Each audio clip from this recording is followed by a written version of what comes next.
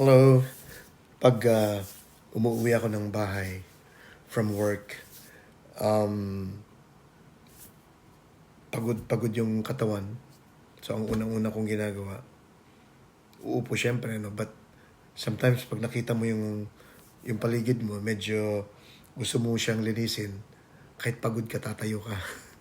So, ang ginagawa ko talaga, maglilinis.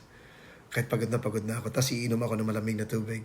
Tapos makita ko na lang sarili ko na, nahalughog ko na lahat yung bahay, nalinis ko na lahat yung bahay. And then pagdating ng matapos mo na, tsaka ka uupo uli, nawala na yung antok mo. Diba? Nangyari pa sa inyo yan? Ganun ako palagi. Pero merong nap time pa rin akong ginagawa. Kahit pa paano mga 15 minutes. Pero pag gusto ko na mag-nap na ganyan, tinitignan ko rin yung cellphone ko, nawawala naman yung tulog ko. Kasi sabi ko, oh my God, ano pang gagawin ko? Kakain na lang ako. So, magdi-dinner na ako.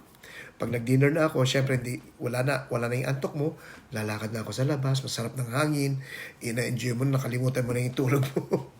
So ngayong oras is 10 o'clock na.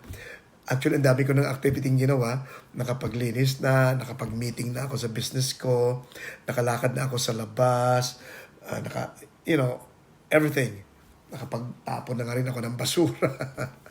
So, sabi ko, sige, sulitin ko na lang yung pagod ko para pag humiga ako mamaya, maybe in 30 minutes, maybe or an hour, 11 o'clock, makakatulog na kaagad ako para dire-diretso yung tulog ko hanggang 5 o'clock ng umaga. Kasi everyday ganun talaga ang routine ko. 5 o'clock, kahit anong oras ako matulog, 5 o'clock ako gigising. Nasa biorhythm ko na yun, yung time clock ko nandun na sa loob ko pala, time clock ko is 5 o'clock.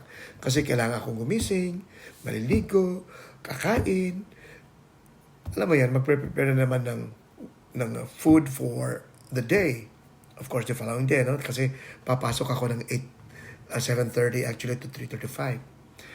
So, ganun yung routine ko every night. Kung minsan, sineswerte ako, wala talaga akong gagawin, wala akong meeting and everything, nakakatulog ako ng 8 o'clock. Paswerte na yon, paminsan-minsan niya. Alam mo, pag kulang ka sa tulog talaga, tatanda ka eh. Di ba? Tatanda ka.